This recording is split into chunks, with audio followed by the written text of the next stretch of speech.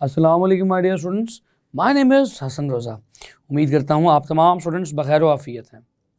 My dear students, हम अपनी previous class में ये सीख रहे थे कि आखिर एक करंट कैरिंग कंडक्टर को अगर एक्सटर्नल मैग्नेटिक फील्ड में रख दिया जाए तो उस पर कितनी फोर्स लगेगी, फोर्स किन फैक्टर्स पर डिपेंड करेगी। माय डियर स्टूडेंट्स, अब हम सीखेंगे कि उस करंट कैरिंग कंडक्टर पर जो फोर्स लग रही है उसे हम अपने फ़ायदे के लिए कैसे यूज़ कर सकते हैं। लेकिन उसकी एप्लीकेशन समझने से पहले हमें एक छोटा सा साइंटिफिक एक्सपेरिमेंट करना पड़ेगा। इस एक्सपेरिमेंट में हम देखेंगे कि कैसे इसी मैग्नेटिक फोर्स की वजह से एक ऑब्जेक्ट पे टॉर्क लग सकता है। अभी तक हमने सिर्फ फोर्स देखी है, आज के इस लेक्चर में देखेंगे कि मैग्नेटिक फील्ड टॉर्क भी एक्सर्ट करती है। लेकिन कैसे, देखने के लिए बात को आगे बढ़ाते हैं।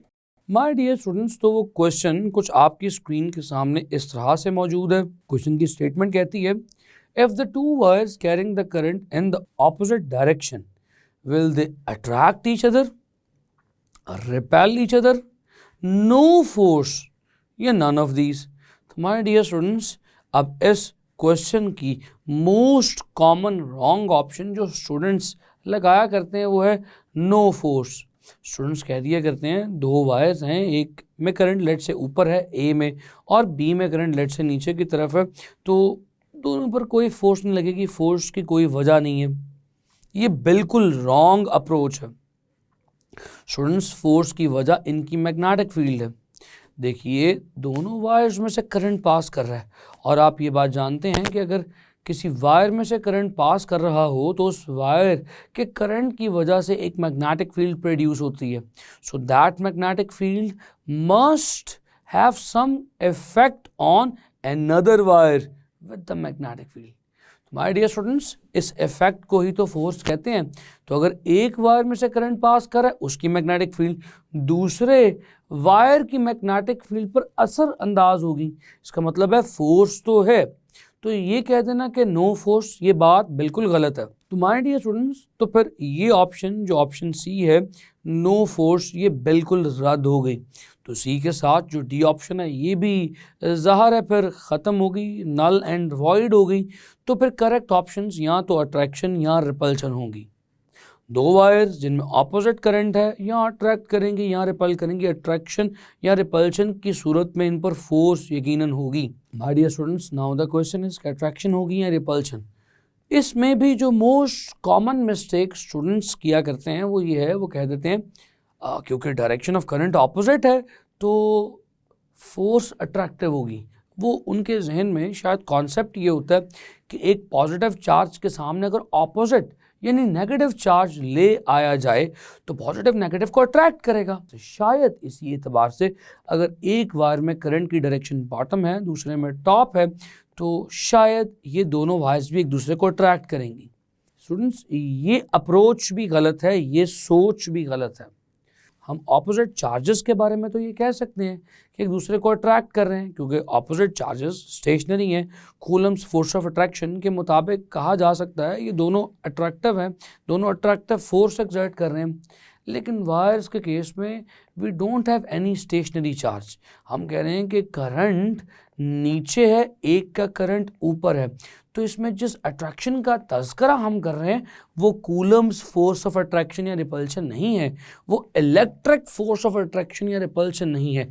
इस केस में जो अट्रैक्शन या रिपल्शन होगी वो magnetic field of both wires की वजह से होगी। So my dear students, in this case there will be some attraction or repulsion which will not be because of the Coulomb's force, which will not be because of stationary charges. That is because of the magnetic field of both wires A and B.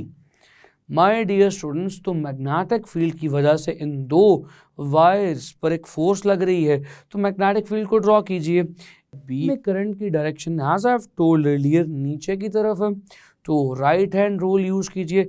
Current की direction में thumb को open कीजिए, curl the fingers in the direction of magnetic field. तो आप जानते हैं अगर नीचे की तरफ डायरेक्शन हो तो नीचे की तरफ डायरेक्शन से जो मैग्नेटिक फील्ड की डायरेक्शन आ रही है that is the clockwise direction.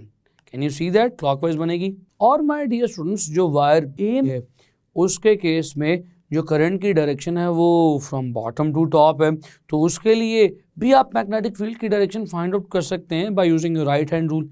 अब आप ऊपर की तरफ अपने थंब को ओपन करेंगे, curl your finger in the direction of magnetic field, तो पता चलेगा कि इस केस में magnetic field is anti clockwise. You can see, तो आप देख सकते हैं दोनों की मैग्नेटिक फील्ड एक दूसरे के ऑपोजिट है in the centre.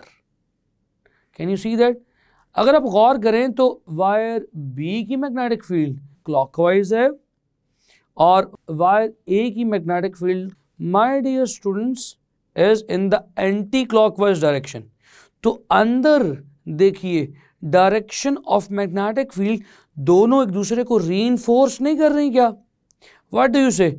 Anti clockwise में भी सेंटर वाली साइड पे direction of arrows for the magnetic field of A और for the magnetic field of B are in the same direction. तो दोनों की मैग्नेटिक फील्ड सेंटर में एक दूसरे को रीइंफोर्स कर रही है। तो जाहिर है सेंटर में मैग्नेटिक फील्ड स्ट्रेंथ या सेंटर में मैग्नेटिक फील्ड की वैल्यू स्ट्रांग होगी, क्योंकि दोनों की मैग्नेटिक फील्ड का असर सेंटर में एक दूसरे को बढ़ा रहा है, जबकि ए और बी की साइड्स पर मैग्नेटिक फील्ड कम है। ज़ाहिर है वहाँ पर अकेले एक ही वायर की मैग्नेटिक फील्ड है, सेंटर में दोनों की एक दूसरे को सपोर्ट कर रही है। तो माय डियर स्टूडेंट्स, सेंटर में लिख सकता हूँ मैग्नेटिक फील्ड इज स्ट्रॉन्गर और साइड्स पर मैग्नेटिक फील्ड इज वीकर। याद कीजिए मेरा प्रीवियस लेक्चर जहाँ पे मैंने कहा था कि wherever the magnetic field is stronger the material will move, the object, the conductor will move from the stronger magnetic field to the weaker magnetic field। तो सेंटर में मैग्नेटिक फील्ड स्ट्रॉन्गर है, sides पे weaker है, तो force किधर लगेगी? Sides पर। तो वायर्स जिसमें करंट एक दूसरे के ऑपोजिट है वो रिपल्सिव फोर्स एक्सपीरियंस करेंगे। माय डियर स्टूडेंट्स, तो आपने देखा वो वायर्स जिनमें ऑपोजिट डायरेक्शन ऑफ करंट है दे एक्सपीरियंस द रिपल्सिव फोर्स। जबकि इसके बरक्स देखिए, चलिए जल्दी से इसकी करेक्ट ऑप्शन मार्क कीजिए, फोर्स ऑफ रिपल्सन, और ऑपोजिट केस देखिए when the two wires carrying the current in the same direction. For example top ऊपर की तरफ करंट है। अब इस केस में दोनों के ए और बी के केस में जो मैग्नेटिक फील्ड प्रोड्यूस होगी anti clockwise for A, anti clockwise for B. तो सेंटर में ए की मैग्नेटिक फील्ड और बी की मैग्नेटिक फील्ड एक दूसरे के ऑपोजिट है, तो एक दूसरे का इफेक्ट कैंसिल कर रही हैं। आप एरोज लगे देख रहे हैं। तो my dear students, since the direction of arrows is opposite, magnetic field is opposite in between these two wires, so they will cancel their effect. So magnetic field centre में जरा वीक है। तो my dear students, sides पर ज़ाहिर है magnetic field centre की निस्बतन तो strong होगी, क्योंकि सेंटर में ऑपोजिट होने की वजह से कैंसिल हो गई है। तो सेंटर में मैग्नेटिक फील्ड वीक, साइड्स पर स्ट्रांग से फोर्स लगेगी वीक की तरफ यानी सेंटर की तरफ। तो these wires will attract each other, so the wires carrying current in the same direction will attract each other, the wires carrying current in the opposite direction will repel each other. बहुत famous MCQs है, multiple choice questions हैं, आपको सिखा चुका हूँ, समझा चुका हूँ। चलिए आज के नए कॉन्सेप्ट की तरफ मूव ऑन करते हैं। याद कीजिए हमने ये प्रीवियस क्लास में पढ़ा था कि whenever the current carrying wire is placed inside a magnetic field, this current carrying wire will experience the force of this external magnetic field. That means कि फोर्स इस करंट कैरिंग वायर पर exert हो रही है। मैंने last time factors भी बताए थे क्या हैं। इसी कॉन्सेप्ट को, इसी थॉट को इस्तेमाल करते हुए एक फिनोमिना पढ़ते हैं, एक प्रोसेस को पढ़ते हैं। स्टूडेंट्स, उस फिनोमिना को अंडरस्टैंड करने के लिए एक छोटा सा एक्सपेरिमेंटल सेटअप बनाते हैं। चलिए, एक वायर को एक अच्छे कॉपर के कंडक्टर के रॉड को बेंड करके एक लूप की शक्ल में ढाल देते हैं, और इस लूप कि एक साइड को PQ और दूसरी को RS कहते हैं। Let's connect this loop with a battery through the switch. तो हमारे पास एक loop connected with a switch मौजूद है। स्टूडेंट्स, जब मैं इस स्विच को ऑन करूंगा, current will start flowing from the positive terminal to the negative terminal. तो आप RS में करंट की डायरेक्शन देख सकते हैं कैसे अंदर की तरफ है और पी क्यू में कैसे डायरेक्शन ऑफ करंट बाहर की तरफ है। तो माय डियर स्टूडेंट्स, अब इस P Q R S loop को मैं एक्सटर्नल मैग्नेटिक फील्ड प्रोवाइड करना चाहता हूँ। तो एक्सटर्नल मैग्नेटिक फील्ड प्रोवाइड करने के लिए मैंने इस लूप को उठा के एक यू शेप्ड हॉर्स मैग्नेट के दरमियान में रख दिया। अब आप देख सकते हैं एक तरफ नॉर्थ पोल है और एक तरफ साउथ पोल है। Let's say the north pole is on the side of P Q और आर एस वाली साइड पे हमारे पास साउथ पोल है। स्टूडेंट्स, अब आप गौर से देखिए, the direction of magnetic field because of the external U shaped horse magnet is from north to south. और इस केस में डायरेक्शन ऑफ करंट भी आप देख सकते हैं।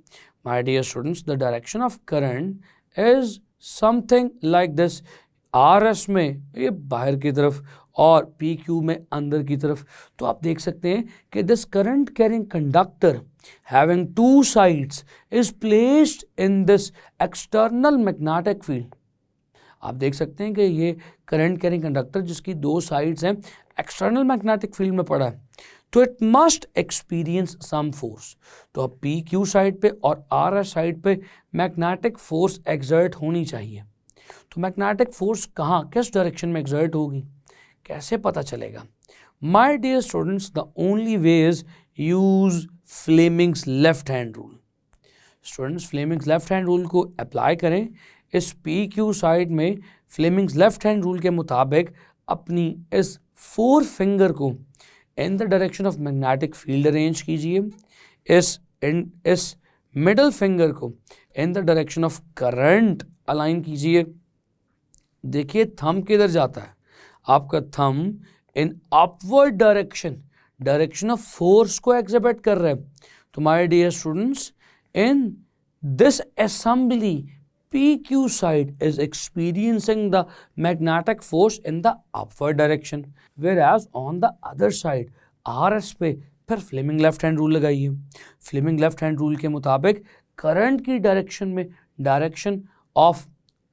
डायरेक्शन में अपनी इस मिडिल फिंगर को अरेंज कीजिए और मैग्नेटिक फील्ड की डायरेक्शन में इस फोर फिंगर को अरेंज कीजिए। Now where is your thumb? Students, your thumb is in the downward direction. So now अब आपका जो नीचे की तरफ अंगूठा है वो डायरेक्शन ऑफ फोर्स को रिप्रेजेंट कर रहा है। माय डियर स्टूडेंट्स, अगर आप थोड़ी सी तवज्जो दें तो आप देख सकते हैं कि इस करंट कैरिंग कंडक्टर के लूप पर एक तरफ अपवर्ड फोर्स लग रही है और एक तरफ डाउनवर्ड फोर्स लग रही है। Isn't it the couple जो आपने अपनी 9th क्लास में पढ़ा था कि the two opposite forces acting on two different sides of the material cause the couple. ये दो टॉर्क्स को कहते हैं। तो आप देख सकते हैं कि कपल यानी कि दो टॉर्क्स इस करंट कैरिंग लूप पर एक्सर्ट हो रहे हैं। यानी कि अगर इस करंट कैरिंग लूप को फ्रीली छोड़ा जाए तो इस टॉर्क की वजह से ये टर्न हो सकता है। क्योंकि टॉर्क फोर्स के टर्निंग इफेक्ट को ही कहते हैं। इस टॉर्क की वजह से this current carrying loop can be turned in a magnetic field. My dear students, इसी फिनोमेना को ऑब्जर्व करते हुए हम इलेक्ट्रिक मोटर्स इन्वेंट करते हैं। जो फर्स्ट इलेक्ट्रिक मोटर इन्वेंट हुई थी वो इसी फिनोमेना के मद्देनज़र इन्वेंट हुई थी। तो माय डियर स्टूडेंट्स, क्यों ना फिर इस कॉन्सेप्ट को अप्लाई करने के लिए डीसी मोटर को रिकॉल कर लिया, डीसी मोटर को ज़रा पढ़ लिया जाए, डीसी मोटर को ज़रा अंडर कंसिडरेशन ले आया जाए। So dear students, DC motor क्या करती है? सबसे पहले तो हमें डीसी और मोटर को समझना है। डीसी से मुराद है डायरेक्ट करंट। तो ऐसी मोटर जो डायरेक्ट करंट पर ऑपरेट हो वो डीसी मोटर कहलाएगी। यानी ऐसी मोटर जिसे ऑपरेट या रन करने के लिए मैं डायरेक्ट करंट सप्लाई करूं वो डीसी मोटर कहलाएगी। और माय डियर स्टूडेंट्स, मोटर किसे कहते हैं? क्या है ये मोटर? स्टूडेंट्स, मोटर कहते हैं एक ऐसे इलेक्ट्रिकल अप्लायंस को जो इलेक्ट्रिकल एनर्जी को मैकेनिकल एनर्जी में कन्वर्ट कर सके।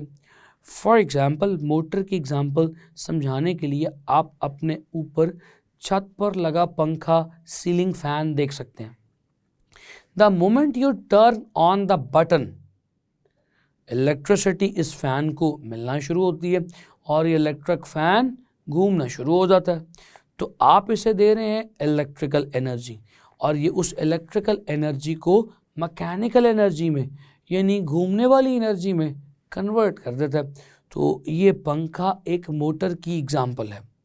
लेकिन माय डियर स्टूडेंट्स, ये जो पंखा हमारे घरों में इस्तेमाल होता है ये डीसी मोटर नहीं है, ये एसी मोटर है, क्योंकि ऑल्टरनेटिंग करंट इसे दिया जा रहा है। लेकिन मोटर का कॉन्सेप्ट क्लियर करने के लिए ये बात बतानी इनफ है कि जो ऐसी डिवाइस जो इलेक्ट्रिकल एनर्जी को मैकेनिकल एनर्जी में कन्वर्ट कर दे वो मोटर है। तो स्टूडेंट्स, डीसी मोटर को कैसे डिफाइन करूंगा? वो डिवाइस जो डायरेक्ट करंट पर ऑपरेट करते हुए इलेक्ट्रिकल एनर्जी को मैकेनिकल एनर्जी पे कन्वर्ट कर दे वो डीसी मोटर या डायरेक्ट करंट मोटर कहलाएगी। So motor which is operated on direct current and can convert electrical energy into the mechanical energy is called as the DC motor or the direct current motor. Now the question is कि how this DC motor will work? ये DC motor काम कैसे करेंगे? My dear students, जो आपने previous topic के अंदर assembly पढ़ी, सेम असेंबली मैं DC मोटर की हेडिंग के नीचे आपके सामने पेश करता हूँ। आप देख सकते हैं कि इसमें भी आपके पास यू शेप्ड मैग्नेट का एक तरफ नॉर्थ पोल है और एक तरफ साउथ पोल है और इस बार फिर से ये वायर्स का जो लूप है बैटरी के साथ कनेक्टेड है, एक तरफ पॉजिटिव एक तरफ नेगेटिव विद अ स्विच। आप देख सकते हैं इसमें भी वैसे ही पी क्यू साइड मौजूद है और वैसे ही आर एस साइड मौजूद है। सेम आर एस साइड में करंट की डायरेक्शन आउटवर्ड है और पी क्यू साइड में करंट की डायरेक्शन इनवर्ड है। तो ये तो वही एज इट इज डायग्राम है जो मैंने प्रीवियस टॉपिक में आपको दिखाई, इस टॉपिक में भी आपके सामने आ गई।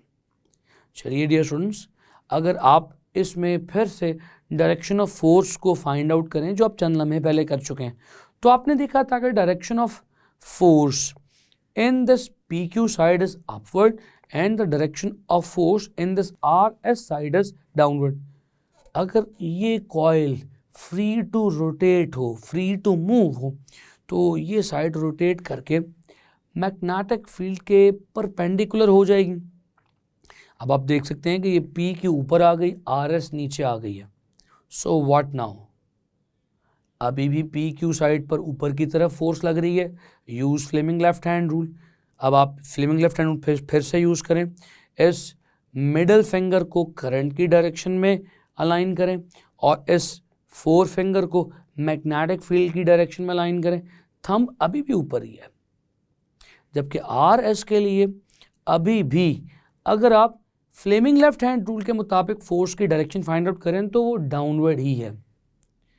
क्या इस वक्त 90 डिग्री पर रोटेट होने के बाद, परपेंडिकुलर होने के बाद कोई टॉर्क बाकी रहेगा? स्टूडेंट्स, टॉर्क तो ख़त्म हो चुका है। अगर तो मैंने ऐसी मोटर इन्वेंट कर दी तो ये मोटर तो सिर्फ 90 डिग्री रोटेट कर पाएगी और इस वर्टिकल पोजीशन में आकर स्टक हो जाएगी। फोर्स तो लग रही है मगर टॉर्क नहीं लग रहा। तो अब मैं क्या करूं? स्टूडेंट्स, अगर मेरे पास कुछ ऐसी तरकीब आ जाए कि जब पी क्यू साइड ऐसे वर्टिकल पोजीशन में आ जाए और आर एस साइड नीचे की तरफ वर्टिकल पोजीशन में आ जाए, तो इनकी डायरेक्शन ऑफ फोर्सेस स्विच हो जाए, यानी पी के ऊपर जो अब ऊपर की तरफ फोर्स लग रही है वो नीचे की तरफ लगना शुरू हो जाए और जो आर एस साइड पर नीचे की तरफ फोर्स लग रही थी वो ऊपर की तरफ लगना शुरू हो जाए। तो जिसकी वजह से पी क्यू साइड अब नीचे की तरफ घूमना शुरू हो जाएगी और आर एस ऊपर की तरफ, तो टॉर्क फिर से लग सकता है। यानी कि मेरे लिए इस वक्त प्रॉब्लम ये है कि स्टक मोटर की साइड्स पर लगने वाली फोर्सेस को रिवर्स कर दूं। स्टूडेंट्स, स्टक मोटर की फोर्सेस को रिवर्स कैसे किया जा सकता है? याद कीजिए, आपको मैंने बताया था कि अगर कंडक्टर में से करंट की डायरेक्शन को रिवर्स कर दूं तो उस पर लगने वाली मैग्नेटिक फोर्सेस की डायरेक्शन भी रिवर्स हो जाती है। माय डियर स्टूडेंट्स, मैं डायरेक्शन ऑफ करंट को कैसे रिवर्स करूं? एक तरीका तो ये है कि मैं बैटरी को रिवर्स कर दूं। बैटरी की पोलैरिटी चेंज कर दूं कि पी क्यू साइड जो पहले negative terminal of the battery के साथ कनेक्टेड थी अब उसे पॉजिटिव के साथ कनेक्ट कर दूं, और आर एस साइड जो पहले पॉजिटिव से कनेक्टेड थी उसे नेगेटिव से कनेक्ट कर दूं, तो direction of forces direction of current की वजह से ऑपोजिट हो जाएंगी और टॉर्क लग जाएगा। ये कॉइल रोटेट कर जाएगा। जब ये रोटेट करके दोबारा से वर्टिकल पोजीशन में आएगा तो मुझे बैटरी को फिर रिवर्स करना पड़ेगा। तो मैं एक साइकिल में बैटरी को रिवर्स करता रहूँगा, स्विच करता रहूँगा। तो ये कोई इफेक्टिव मोटर तो ना हुई। अगर एक मोटर एक सेकंड में 10 चक्कर काटती है, 10 दफ़ा रोटेट होती है, तो मुझे 20 दफ़ा बैटरी को स्विच करना पड़ेगा। तो इसमें तो मेरी खपत, मेरी टाइम की कंजम्पशन बहुत ज़्यादा है। ये कोई इफेक्टिव तरीका नहीं है। तो कोई ऐसा तरीका तलाश करना पड़ेगा जिसमें इन करंट्स की डायरेक्शन को पी क्यू और आर एस में ऑटोमेटिकली चेंज किया जा सके। माय डियर स्टूडेंट्स, यस, एक मेथड है जिससे बैटरी को स्विच किए बगैर आप डायरेक्शन ऑफ करंट को स्विच कर सकते हैं ऑटोमेटिकली। उस डिवाइस को स्प्लिट रिंग्स कहते हैं। स्टूडेंट्स, ये रिंग आप देख रहे हैं, जिस रिंग को सेंटर से काटा गया है, इस रिंग को स्प्लिट रिंग कहते हैं।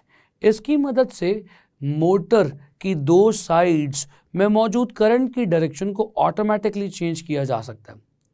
जहां पर मोटर का कॉइल मैग्नेटिक फील्ड में दाखिल हो रहा है, उस पॉइंट पर अगर दोनों साइड्स पर स्प्लिट रिंग्स यानी दो हाफ रिंग्स को कनेक्ट कर दिया जाए तो कुछ ऐसी असेंबली दिखाई देगी। और इस असेंबली को बैटरी के साथ कनेक्ट करने के लिए ये दो छोटे छोटे ब्लॉक्स कनेक्ट किए हैं। स्टूडेंट्स, इन छोटे छोटे ब्लॉक्स को कार्बन ब्रशेस कहते हैं। कार्बन ब्रशेस ग्रेफाइट के बने होते हैं। ग्रेफाइट क्योंकि अच्छा कंडक्टर है और लुब्रिकेटिव प्रॉपर्टीज़ हैं। लुब्रिकेटिव प्रॉपर्टीज़ क्या है? यानी ये घिसता नहीं है इतनी जल्दी, ना किसी दूसरी चीज़ को घिसाता है। अगर कोई चीज़ इसके साथ लगकर कांटेक्ट के अंदर फ्रिक्शन से मूव करती रहे, टच करके मूव करती रहे, तो ये वियर एंड टियर कॉज नहीं करता। सॉफ्ट है, लुब्रिकेटिव प्रॉपर्टी रखता है, तो ना अगली बॉडी को जल्दी घिसाएगा, ना बहुत जल्दी खुद वियर एंड टियर का शिकार होगा। तो माय डियर स्टूडेंट्स, इसलिए मैंने कार्बन के ब्लॉक्स रख दिए। टेक्निकल लैंग्वेज में इन कार्बन के ब्लॉक्स को कार्बन ब्रशेस कहते हैं। ग्रेफाइट के बने होते हैं, कंडक्टर हैं तो इलेक्ट्रिकल कॉन्टैक्ट प्रोवाइड करेंगे with the split rings to the battery. Students, फिर से देखिए, मैग्नेट की दो साइड्स नॉर्थ एंड साउथ, बीच में पड़ा पी क्यू और R S. Direction of the battery is such that P Q is connected with negative, R S is connected with positive. Direction of force P Q में ऊपर, are S में नीचे। ये coil turn होना शुरू हुआ। जब अपनी मैक्सिमम या वर्टिकल पोजीशन पर पहुंचा, परपेंडिकुलर टू मैग्नेटिक फील्ड हुआ, तो देखिए इन स्प्लिट रिंग्स के घूमने की वजह से कॉन्टैक्ट्स रिवर्स हो गए। अब पी क्यू वाला स्प्लिट रिंग जुड़ चुका है पॉजिटिव टर्मिनल के साथ, आर एस वाला स्प्लिट रिंग जुड़ चुका है नेगेटिव के साथ, जिसकी वजह से डायरेक्शन ऑफ करंट ऑपोजिट हो गई, डायरेक्शन ऑफ फोर्स भी ऑपोजिट हो गई। So P Q will now experience the downward force and R S will experience the upward force. ये टॉर्क जारी और सारी रहेगा और ये डीसी मोटर स्मूथली रोटेट करती रहेगी। So my dear students, there is a very important short question in this topic. What is the function of split rings? The function of split ring is to reverse the direction of current without reversing the direction of battery. कि direction of battery की direction बार बार reverse करने की बजाय आप simple split ring लगा के डायरेक्शन ऑफ करंट को रिवर्स कर देते हैं in the coil. My dear students, इन स्प्लिट रिंग्स को एक और नाम भी दिया जाता है, इन्हें कॉम्यूटेटर्स भी कहा जाता है. डियर स्टूडेंट्स, ये कॉम्यूटेटर्स विलियम स्टर्जन नामी साइंटिस्ट ने इन्वेंट किए थे. अगर आपसे कभी पूछा जाए कि these split rings are also called as commutators, these are invented by William Sturgeon, तो ये एक MCQ का पॉइंट आपके साथ मैंने शेयर किया. सवाल आपसे पूछा जा सकता है, what is the principle of DC motor? DC motor का कानून क्या है? तो dear students, the principle of DC motor is torque on a current carrying coil. ये जो लूप है इसे कॉइल कहते हैं. इस करंट कैरिंग कॉइल पर लगने वाला टॉर्क ही इस डीसी मोटर का मौजूद या प्रिंसिपल या कानून बना? माय डियर स्टूडेंट्स, एक सवाल और भी पूछा जा सकता है। सवाल यह है कि what are the factors affecting the speed of this DC motor? वो कौन से फैक्टर्स हैं जो डीसी मोटर की स्पीड को इफेक्ट करेंगे? माय डियर स्टूडेंट्स, एक और सवाल पूछा जा सकता है, what are the factors which will affect the force of this DC motor? वो कौन से फैक्टर्स हैं जो इस डीसी मोटर की फोर्स को इफेक्ट कर सकते हैं, इसकी ताकत को इफेक्ट कर सकते हैं? स्टूडेंट्स, याद रहे कि ये टॉर्क मैग्नेटिक फील्ड की वजह से लग रहा है और कॉइल की मैग्नेटिक फील्ड उसके करंट की वजह से है। तो पहला फैक्टर तो करंट ऑफ द कॉइल है, एक करंट पहला फैक्टर है, greater the current greater will be the force. दूसरा फैक्टर माय डियर स्टूडेंट्स, अगर ये एक ही कॉइल हो तो फोर्स कम है, अगर ऐसे ढेर सारे कॉइल्स मैं बनाकर इस मैग्नेटिक फील्ड में रख दूँ तो सब पर फोर्स लगेगी, सब पर फोर्स लगने का मतलब है फोर्स बढ़ जाएगी। So force depends on the number of coils in the magnetic field, greater the number of coils in the magnetic field, greater will be the force. My dear students, तीसरा factor है magnetic field of the external magnet, greater the magnetic field of the external magnet, greater will be the force on this current carrying coil. चौथा factor है my dear students, area of the current carrying coil. अगर ये current carrying coil का area बड़ा होगा, इसका मतलब है ज़्यादा लंबे कंडक्टर्स यूज़ करेंगे तो लगने वाली फोर्स भी ज़्यादा हो जाएगी। तो माय डियर स्टूडेंट्स, ये जो n नंबर ऑफ टर्न्स यानी ढेर सारी number of turns, n number of turns लफ्ज़ यूज़ किया जाता है ज़्यादा सारे टर्न्स के लिए। तो ये जो ज़्यादा सारे टर्न्स वाला लूप है, ज़्यादा सारी टर्न्स वाला कॉइल है, इसे आर्मेचर भी कहते हैं। माय डियर स्टूडेंट्स, यहाँ पर एक शॉर्ट क्वेश्चन ये भी पूछा जाता है, डिफाइन आर्मेचर। तो आप कह सकते हैं the armature is the coil of n number of turns present in the magnetic field. My dear students, उम्मीद करता हूँ ये तमाम कॉन्सेप्ट्स आपको क्लियर हुए हैं। तो माय डियर स्टूडेंट्स, आपने देखा कि कैसे एक करंट कैरिंग कॉइल को अगर मैग्नेटिक फील्ड में रख दें, it will experience the torque, और उस टॉर्क से आप डीसी मोटर जनरेट कर लेते हैं। डीसी मोटर एक बहुत ज़बरदस्त प्रैक्टिकल एप्लीकेशन है torque on a current carrying coil की, जिसे आप अपनी रोज़मर्रा ज़िंदगी में टॉयज़ में भी यूज़ होता देखते हैं। माय डियर स्टूडेंट्स, उम्मीद करता हूँ कॉन्सेप्ट आपके लिए क्लियर है। क्वेश्चंस साथ साथ मैं आपको बताता चला जा रहा हूँ। अपना बेइंतहा ख्याल रखें। मुलाकात करूँगा अगले लेक्चर में नए कॉन्सेप्ट के साथ। सी यू नेक्स्ट टाइम। खुदा हाफिज़।